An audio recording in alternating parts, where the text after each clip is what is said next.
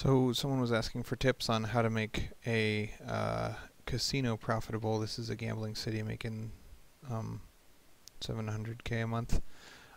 You can make a lot more with non-gambling cities. I think the reason that so many people are drawn to gambling cities is because they're so hard.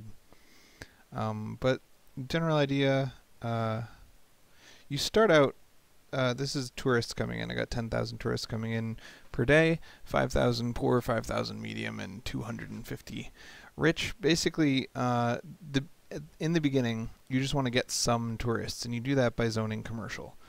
So you want to make sure not to zone any commercial near the entrance to your city.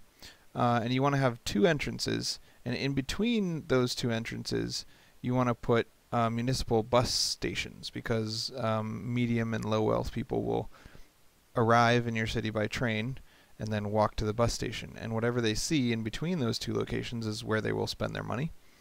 Expo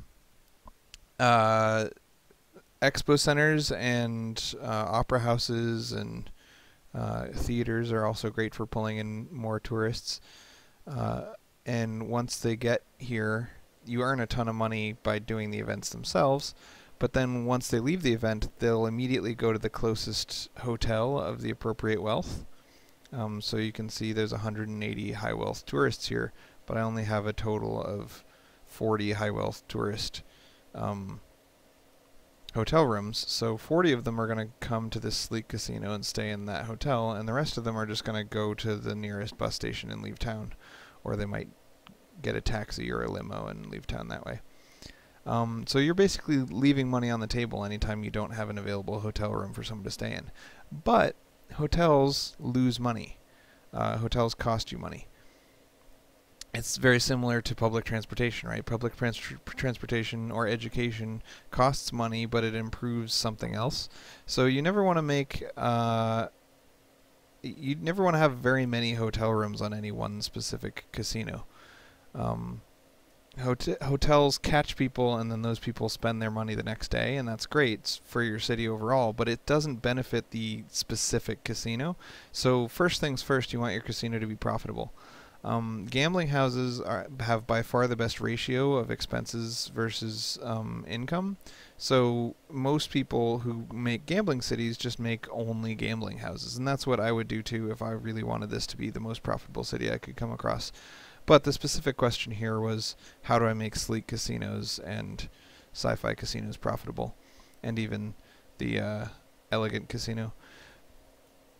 So you use your low wealth tourists to get medium wealth tourists, right? So you get some low wealth tourists into your town just by running the very first Expo Center event, or just by having some low wealth commercial zones. And then you make a gambling house. And in here, the gambling house has a sign. And that sign pulls in 180 medium wealth tourists per day, and only costs $50 a month. So you use the gambling house to catch the low wealth tourists with a cheap room and some nickel slots, and then you throw down the sign. And you keep doing that. So each time you throw down a gambling house, you're catching more and more of those low wealth tourists. But if you make too many, obviously you won't have enough low wealth tourists, and they'll stop being profitable. So you can see I have multiple expo centers and lots of commercial zones that are nowhere near the entrance of my city over here that people never actually make it to. Those are the draws. These are the tourist draws. And you got to make sure that there's no quick way to get to them, because otherwise tourists will just go to those commercial zones, and that will ruin your whole plan. So yeah, you use gambling houses are great for making money off of low wealth people, and as a side effect of existing and having that sign, they pull in some medium wealth people.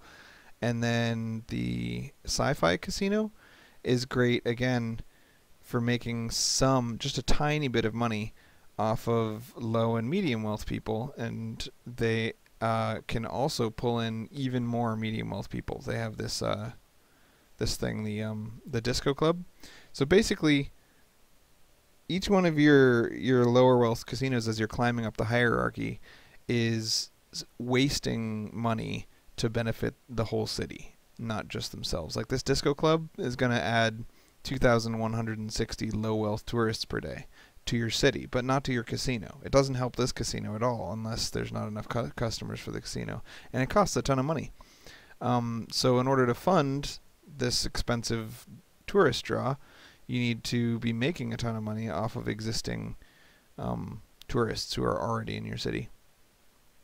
So that's the primary source of tourist draws, is this disco club, as well as everything you make has a sign. The expo centers have signs, the gambling houses have signs, everything has signs. So you just always plop your signs, and you'll get more and more tourists into your city, and then you can go up to the Sleek Casino. Now the Sleek Casino is kind of an anomaly, because the Sci-Fi Casino is the lowest tier of casino, but you can't increase the capacity for earning money, right? So the most money a Sci-Fi Casino can ever earn as a revenue stream is 200 medium wealth tourists, which equals $4,000, and 150 low wealth tourists, which is $1,500. So the most you can earn is how much this guy is earning, which is $5,500. Adding hotel rooms just increases your expenses and doesn't increase your potential revenue at all. Adding disco club increases your expenses but doesn't increase the amount of money you can make at all. There's no way without an upgrade to increase the amount of money you're going to earn. And yet it's possible, if you throw on lots and lots of add-ons, to have expenses of like $9,000 a day or $9,000 an hour. So if your maximum profit is $55 an hour and your maximum loss is $9,000 an hour, then you can see why so many people have trouble trying to earn money off of this thing. The key is that the most profitable your Sci-Fi Casino will ever be is when you haven't made any add-ons, right? Because it's born with exactly the same capacity as it will always have. Any upgrades you add to it will just allow it to hold on to tourists for a longer period of time, those hotel rooms, which keep it running all day long instead of only running right when the event exits or right when people get off the train. And it's the Sleek Casino where you finally, for the first time in Casino Land anyway, get the ability to actually increase the revenue. So this poker parlor costs you $675 per hour and increases your total possible profits by $1,800 per hour. So theoretically, if there's enough tourists in your town and enough of them are walking past this casino, adding poker parlors will massively increase the amount of money that you're getting from the Sleek Casino. So this one pulls them in, and this one takes their money. So you put them right next to each other, and you use this one to pull guys into this one. Another cool thing about the Sleek Casino is that it has a couple of high wealth, it actually has 100 high wealth tables for high wealth tourists. And high wealth tourists give you tons and tons and tons of money. But they're so hard to get. Like you saw, I have 10,000 of the other wealths, but only 200 high wealth tourists. So you really have to have lots of medium wealth exploitation before you can get any high wealth into your city.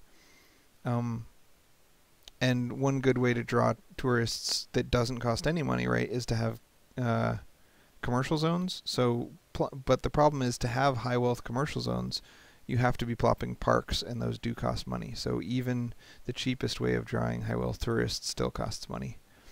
Like I said before, the signs each give you a tourist draw for the next unlock, right? So this is a low, medium, high wealth place, but it's primarily profitable in that it can pull in low wealth tourists, like in huge droves, but its sign pulls in high wealth tourists.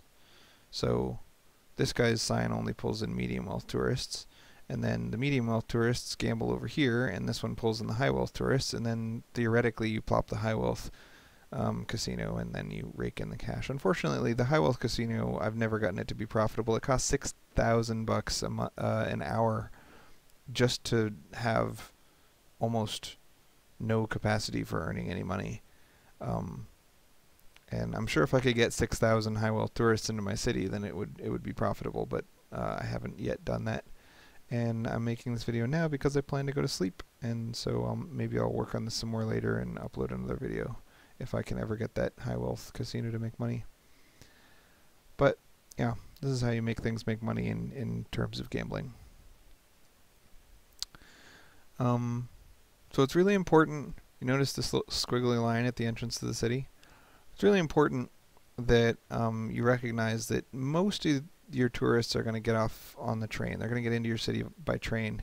A small number, especially medium wealth tourists, are going to get in by double-decker bus station or by municipal buses, right?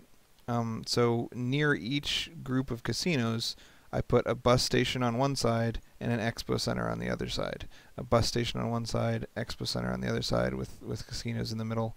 Over here, it's a train station here, bus station here, expo center here, and casinos right in between those things.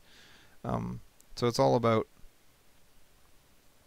having an entrance, a draw, and in the middle casinos. Yeah.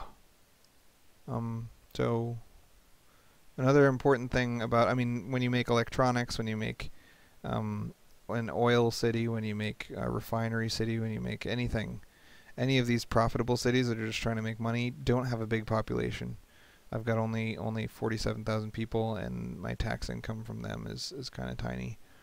And the real money is in the events and in the gambling and stuff like that. So